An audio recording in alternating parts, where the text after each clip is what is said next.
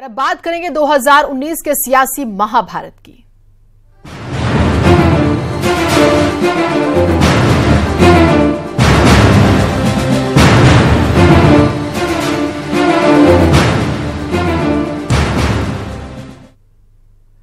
Baspa supremo Mayawati का आज उत्तराखंड में चुनावी दौरा है। थोड़ी देर में मायावती हरिद्वार के मंगलौर में जनसभा को संबोधित करेंगी। बीएसपी उत्तराखंड की 3 सीटों पर चुनाव लड़ रही है।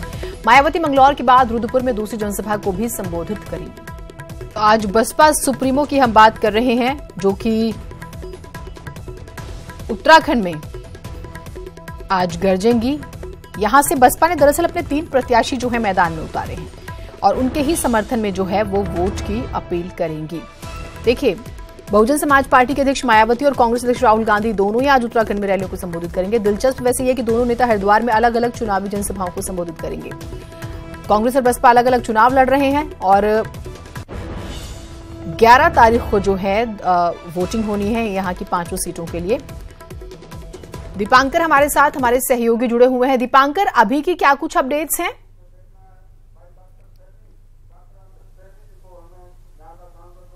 मायावती जो बीएसपी सुप्रीमो, उनका इंतजार बंगलौर में हो रहा है रुड़की के, और अभी लगातार यहाँ पर जो समर्थक है बीएसपी के, साथ में समाजवादी पार्टी के कुछ लोग झंडे लेकर यहाँ पर पहुंचे हैं। उनका कहना है कि इस बार यहाँ से जो वोट होगा वो बीएसपी को होगा, पर बीएसपी, कांग्रेस और बीजेपी, क्या बीएसपी कांग्रेस के वोट को यहाँ पर सेंधमारी कर पाएगी? कौन यहाँ पर जीतेगा? आज ही हरिद्वार में राहुल गांधी की रैली भी होनी है शाम में, पर बीएसपी के जो नेता है उनका यह दावा है कि हरिद्वार सीट पर बीएसपी एक अहम फैक्टर होगा। पर अब मायावती को सुनने के बाद और इस रैली के बाद क्या कोई मूड बदल पाएगा? क्योंकि 2017 में विधानसभा की एक भी सीट बीएसपी को नहीं मिली थी, तो क्या बीएसपी के लिए कोई उम्मीद यहां से जगेगी? हालांकि समर्थक मायावती की एक झलक देखने को बिहार तैयार है कि एक बार वो देखे अपनी नेता को यहाँ पर क्या मायावती की मौजूदगी यहाँ पर वोट को बदल पाएगी? क्या लोकसभा सीट पे एक बड़ा फेरबदल कर पाएगी? जबकि 2014 के लोकसभा चुनाव में बीएसपी का एक वोट खिसका था, तो क्या वो वोट बचाने की कवायद यहाँ पर है, अपना कैडर बचाने की कवायद यहाँ पर है, और मायावती की कोशिश रहेगी कि इस कैडर को बचाया जाए जो बीजेपी जिसमें सेम लगा रही है। जीनत, बिल्कुल आपके पास हम जो है पीछे से आवाजें भी आ रही हैं, हम देख भी रहे हैं। लगभग कब तक पहुंच जाएंगी? कितना जो है वक्त लगेगा? कुछ इस तरह की जानकारी मिल पा रही दीपांकर? 12 बजे का यहाँ पर तय वक्त है, तो अब से कुछ देर के बाद लोग उम्मीद कर रहे हैं कि यहाँ पर पहुंच जाएंगी मायावती, और उसका क्योंकि रुद्रपुर भी जाना है और धूप बहुत तेज है यहाँ पर, तो अब इंतजार है कि अगले 15 से 20 मिनट में मायावती यहाँ पहुंच जाएंगी। जीरा, बिल्कुल हम जो है लगातार सुन भी रहे हैं, और अब थोड़ा सा हम इसे इस तरह से समझना चाहेंगे दीपांकर की जो मैदानी इलाके हैं खासतौर से, वहां पर सपा बसपा का कुछ हद तक प्रभाव है। तो अब एक सवाल ये होता है कि क्या सीट निकाल लेने वाली कुव्वत है इनमें, या फिर ये वोट कटवा ही बनकर रह जाएंगे?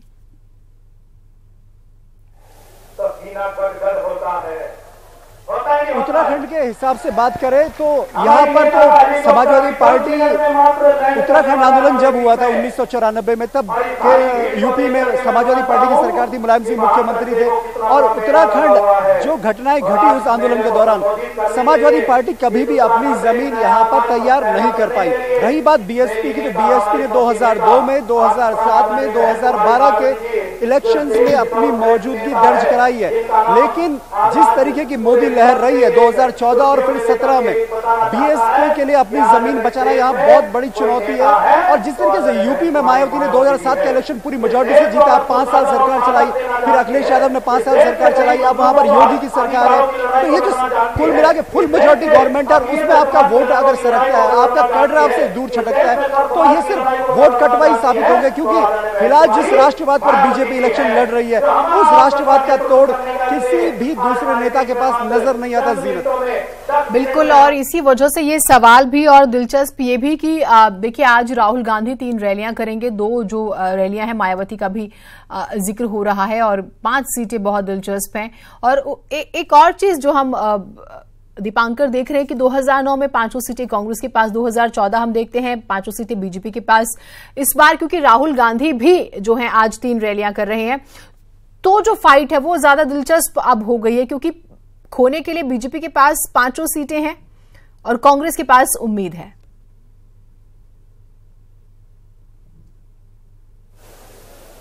बिल्कुल 2014 में गुजरात से दिल्ली जब नरेंद्र मोदी आए और उसके बाद जिस तरीके से भारत के राज्यों की राजनीति बदली, जिस तरीके से 57 विधायकों की सरकार उत्तराखंड में आई, जिस उत्तराखंड में बीजेपी या कांग्रेस को 36 का बहुमत हासिल करने के लिए कभी निर्दलीय के भरोसे बैठना पड़ता था, कभी यूकेडी के भरोसे बैठना पड़ता था, कभी बीएसपी के भरोसे बैठना पड़ता था। 2014 के बाद नरेंद्र मोदी ने जिस तरीके से केंद्र और राज्य की राजनीति को बदला है, वहां पर एक बहुत बड़ी चुनौती हो गई क्षेत्रीय दलों के लिए, चाहे वो छोटी पार्टियां हो, चाहे वो बीएसपी हो, चाहे वो समाजवादी पार्टी हो, जिन्होंने यूपी में सरकारें चलाई है, तो उनके लिए अब चुनौती है। तो ऐसे में किसी मतलब उत्तराखंड की अगर बात करूं तो जहां पर कांग्रेस और बीजेपी में हमेशा से टक्कर रही है, यही एक बात रहेगी देखने लायक कि क्या उत्तराखंड का वोट इस बार कांग्रेस के पक्ष में कुछ हद तक जाएगा। पर जिस तरीके की सियासी फिजा यहाँ पर है जीनत, कांग्रेस के लिए बहुत चुनौतियां हैं यहाँ पर। मोदी जिस तरीके से प्रचार करके गए, मोदी ने जिस तरीके से बातें गिनवाई, डबल इंजन की सरकार की उपलब्धियां गिनवाई, वो बहुत इंपॉर्टेंट रहेंगी। और कांग्रेस जिस तरीके का संगठन होना चाहिए था, वो संगठन कहीं नजर नहीं आता, घरों में बटी कांग्रेस नजर आती है। ऐसे में 2009 को कांग्रेस दोहरा पाएगी, ये बहुत मुश्किल लगता है फिलहाल, लेकिन इंतजार करना होगा 23 मई का कि तब नतीजे क्या दिखाते हैं। ठीक बात है, इंतजार करना होगा। एनालिसिस भले ही हमें कहेगी कुछ संभावनाओं पर बातचीत जरूर हो जाती है। और आपने दीपांकर जैसे कि जिक्र किया कि सब कुछ ठीक नहीं, टिकटॉक की अगर हम स्थिति लेते हैं तो मिसाल के तौर पर अगर हम नैनीताल की सीट ले लें और हम जैसे कि देख पा रहे हैं हरीश रावत मैदान में है, फिर इंदिरा हृदयेश भी चाह रही थी, तो वहां पर भी कांग्रेस गुटबाजी से भी जो है त्रस्त नजर आई और वो चीज टिकट बंटवारे में दिखी भी।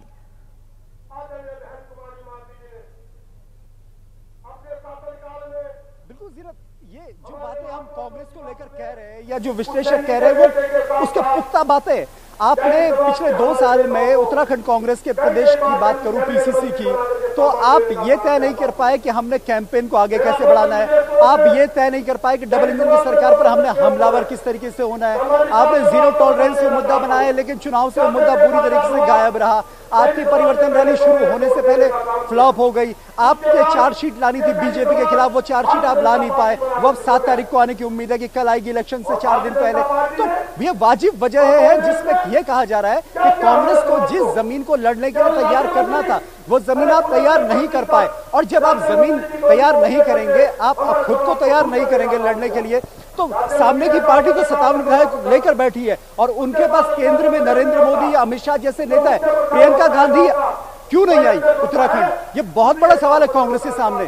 जबकि आपकी इस समय कोर लीडर है, यूपी में प्रचार कर रही है, उत्तराखंड यूपी से लगता हुआ इलाका है, तो क्यों प्रियंका गांधी उत्तराखंड नहीं आई? क्यों राहुल गांधी सिर्फ यहाँ प्रचार की कमान संभाल रहे? क्यों और बड़े नेता उत्तराखंड नहीं आए? तो कांग्रेस की यही कमजोरी ये साफ दर्शाती है कि 2009 दोहराना कांग्रेस के लिए बहुत टफ फाइट होने वाली है कि 2009 दोहरा पाए। बीजेपी, नरेंद्र मोदी, अमित शाह, योगी, स्मृति ईरानी, नितिन गडकरी और तमाम लोग जितने बीजेपी के, उन्होंने जो ताकत झोंकी है वो कांग्रेस की तरफ से नहीं दिखती। और इसी बात को लेकर हम कह रहे हैं कि कांग्रेस कहीं ना कहीं बहुत कमजोर स्थिति में नजर आती है इस फाइट में। जीनत, बिल्कुल आपसे और ज्यादा अपडेट्स लेंगे, लेकिन दर्शकों को जो है अपडेट कर दे कि बेहद ही महत्वपूर्ण कम से कम उत्तराखंड में आज का दिन है, क्योंकि राहुल गांधी 3 रैलियां कर रहे हैं और बसपा सुप्रीमो मायावती यहां पर 2 रैलियां कर रही हैं। और बसपा ने यहां पर 3 प्रत्याशी दरअसल मैदान में उतारे। अगर हम सीटों का जिक्र करें, अल्मोड़ा, नैनीताल और हरिद्वार। अब ज्यादा दिलचस्प हो जाता है कि जो रैली होगी वहां से क्या बातें कही जाएंगी।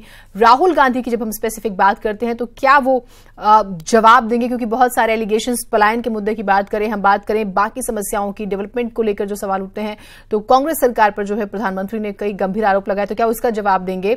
हमारे साथ शैलेंद्र भी हमारे सहयोगी जुड़ गए, उनसे भी बातचीत कर लेते हैं। शैलेंद्र, क्या कुछ अपडेट्स हैं अभी रैली से जुड़ी हुई?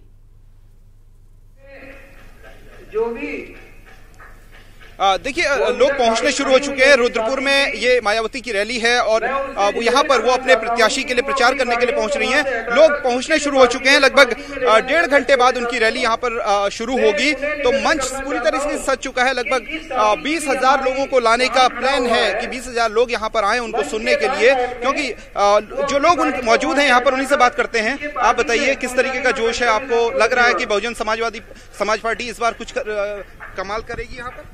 इस बार बहन जी ओनली, बहन जी हम किच्छा से हैं और बहन जी को प्रधानमंत्री के रूप में देखना चाहते हैं। और बहन जी हमारी सर्व समाज की एक नेता है और सर्व समाज को लेकर चलती हैं और किसी की उनकी कोई शिकवा नहीं है, सब उनके साथ हैं और कोई भी वोटर उनसे काटा नहीं है, सब जुड़े हैं। अच्छा, ये पूरा तो आप तो रिबन ही डाल के लाए हैं बहन जी के नाम का, क्या लग रहा है इस बार बहन जी के नाम की जो माला आप जप रहे हैं क्या सरकार बना पाएंगी? देखो जी, बहन जी के नाम की माला तो हम हमेशा जपते आएंगे, चले आएंगे, क्योंकि बाबा साहब भीमराव अम्बेडकर के हम अनुयायी हैं और इस देश में बड़ी दुविधा है कि हमारी बहन जी अगर जिस दिन इस सत्ता पर चढ़ जाएंगी तो सभी राज्य, सभी जितने हमारी जाति, अनेक हर जाति को फायदा मिलेगा और ये नहीं है कि किसी एक अन्य जाति को मिलेगा, बल्कि हर जाति को सम्मान मिलेगा। बहन जी का एक बार शासन आ जाए तो पता चल जाएगा शासन काल में बहन जी क्या कर सकती है। ये जीनत इस तरफ ये दिखाऊं, ये एक झंडा है समाजवादी पार्टी का जिसके साथ गठबंधन हुआ है उत्तराखंड, उत्तर प्रदेश की तर्ज में उत्तराखंड में भी। आप बताइए कि इस बार क्या समाजवादी पार्टी के साथ जो गठबंधन है उससे क्या बहुजन समाज पार्टी को फायदा मिलता हुआ दिख रहा है? जी दोबारा बताइए आप। बहुजन समाज पार्टी के साथ में जो एसपी का जो गठबंधन है साहब, इसमें बहुत बड़ा फायदा है और जितने सर्व समाज के बीएसपी और समाजवादी के जो वोटर हैं वो एक तरफा पोलिंग करेंगे और एक तरफा वोट डालेंगे और ऐतिहासिक जीत बन के रह जाएगी। यहाँ आपका बहुत ज्यादा वोट बैंक है नहीं, केवल 4%, 4.5% का वोट बैंक रहा है पिछले चुनाव में आपका और लगातार कम होता चला गया बसपा का वोट बैंक। तो इस बार क्या कर पाएंगे आप? इस बार उत्तराखंड से हमारे जो प्रत्याशी घोषित किए हैं बहन जी के निर्देश पर, मैं कहता हूं कि उत्तराखंड नहीं पूरे भारत से बहन ठीक है। ये समर्थक हैं, उनकी अपनी राय है, लेकिन अगर हम वोट बैंक और वोट परसेंट, वोट शेयर्स को जब देखते हैं तो कई बार 0% भी रहा है पिछले इलेक्शंस में भी। तो एक बेसिक सा सवाल है वो ये कि ये वोट कटवा साबित होंगी तो कांग्रेस के वोट काटेंगी या बीजेपी के, ये ज्यादा दिलचस्प हो जाता है। आप दोनों का बहुत शुक्रिया, अपडेट्स हम लेते रहेंगे। हालांकि मायावती का ट्वीट आया है, उन्होंने बीजेपी पर वार किया है। आडवाणी जी ने जो चुभती टिप्पणी की वो सही है, बीजेपी की नीति जनभावना के खिलाफ है, बीजेपी जैसी निरंकुश पार्टी को सत्ता में लौटने का हक ही नहीं है, ये कहा है मायावती ने। तो उन्होंने आडवाणी जी का जिक्र किया और उन्होंने कहा कि जो चुभती टिप्पणी की है, दरअसल 2 दिन पहले लालकृष्ण आडवाणी ने 5 बिंदु सबसे ज्यादा रेखांकित किए थे, उसमें कुछ प्रश्न थे, कुछ तीखी बातें भी थी। तो उन्होंने मायावती ने जो है उनकी टिप्पणी को सही ठहराते हुए कहा है कि बीजेपी की नीति जनभावना के खिलाफ है और बीजेपी जैसी निरंकुश पार्टी को सत्ता में लौटने का हक नहीं।